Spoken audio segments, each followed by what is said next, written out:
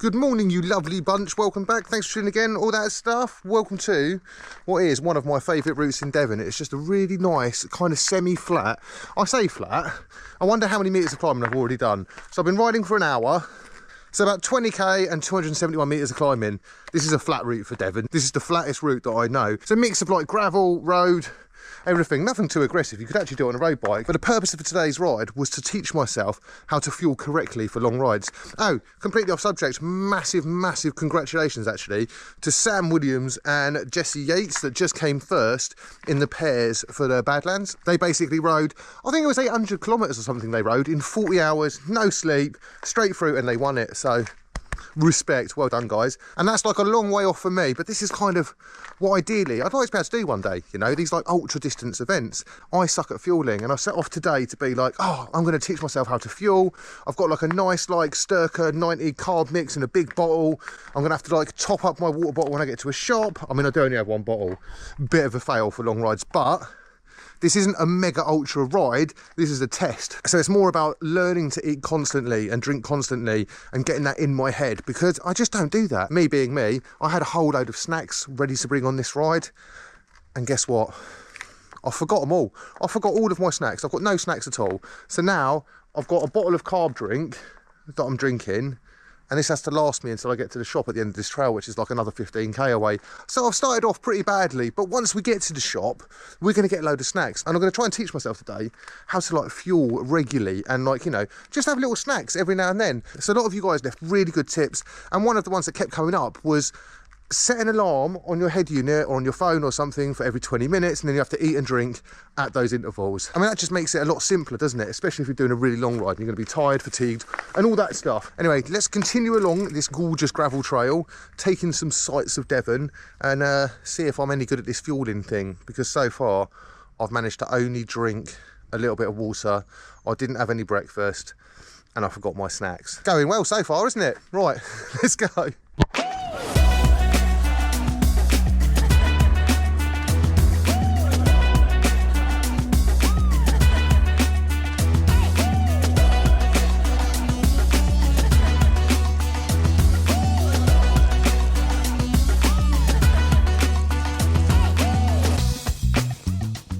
Alright, so I've topped up on snacks. I didn't really need that much. It's not like I'm going to be riding for like ever today. It's only a few hours. And I'm not in the middle of nowhere, so I can actually get some more if I want. It's more about getting used to it and getting used to regularly eating. Scotch egg, honestly, it's got like meaty stuff and an egg, so that's kind of healthy, right? So one of you did mention in the comments that I need to find a chicken on this ride and finish it on the Greggs. The nearest Greggs is like 30 miles away, so it's a bit of a ride. I mean, we could always do it. Don't really feel like a sausage roll, but by the time I get there, and I've still got 2.5 hours before I pick kiddo up, so 20-30 miles to go get a sausage roll. I think it sounds like fun. Nicky's having fun. Nearly there. Let's go ride 25 miles for a bloody sausage roll then.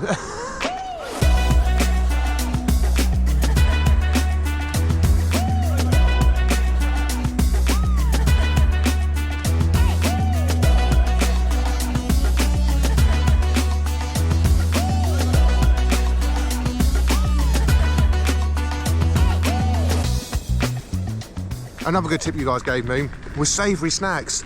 I'm loving the savoury snacks. So one of the things that made eating on the bike really hard for me was the sweetness of everything. Like, I love sweets, don't get me wrong, but I can't eat sweets all day. And then someone suggested savoury snacks, like Scotch eggs, like bits of bacon, like maybe boiled potatoes. So I've just found out mixing savoury and sweet, I could eat all day. I could eat non-stop.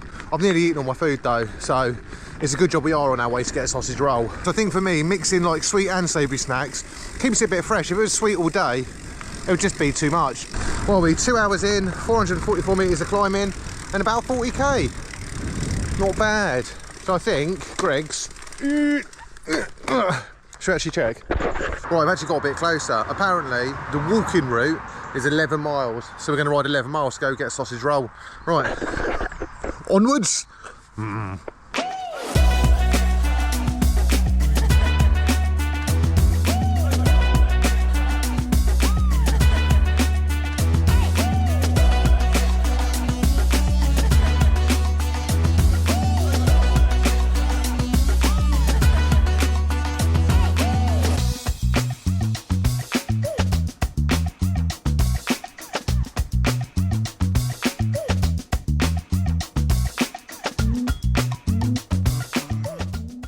point of this ride was to not feel tired at the end.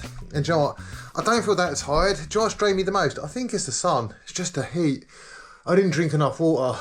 Oh, I had like one bottle, as you can see on there. Then I had a smaller bottle in the bar bag. Just don't think it's enough. You know, I think I want those hydration packs. Do you think they're worth it? But I learned a few things today. You know, if I keep the pace steady and I'm regularly fueling, really don't actually get that tired and could keep riding for quite a long time. Doing like a 3.5, 4 hour ride today is not doing an ultra distance. But I've ended the ride. I don't feel knackered. I feel quite excited about going out tomorrow and seeing how my legs feel, actually. Fueling is really interesting, you know. So interesting. Who'd have thought that, like, by eating regularly and drinking regularly, you keep your energy levels up? But yeah, I think this whole, like, 60 grams of carb thing, I think I need a lot more than that. You know, I'm like 6'1", I've got a fast metabolism. It's also really hot, so I definitely need to eat and drink a bit more than I currently do. So I am going to look into a hydration pack. Another thing I was going to say is when I do this ultra distance, like obviously I'm going for distance, right? So if I'm doing a 200k ride, picking a 650B like gravel bike with a dropper post, it's not the fastest option. I mean, even my gravel bike with like road wheels on it is not the fastest option. My fastest option would be to do it on a road bike on as flat a course as possible. But then, is that really like long distance then? Do you know what I mean? Like I could just go to the Vela Park. Like it's completely flat. I could ride around there for like 200 kilometres and I'm sure I could do it quite quickly. But I mean, it's kind of not really what it's about, is it? So what do you guys reckon? Road bike or gravel bike for the ultra distance? Or, hear me out, look what I've got, right? This is ridiculous. You see the size of this?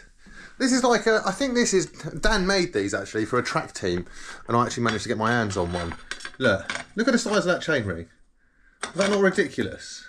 Anyway, I think this is about 62 or 64 tooth. It's got missing teeth, so you have like less friction or something when you're riding it. I'm going to put this on my track bike and have a little bit of a play with it and yeah, probably blow my knees out. Really, this is like designed for velodrome. Look at that, it's well nice, isn't it? Or do I do 200k on my track bike at the Vela Park? It is closed circuit with a massive chainring.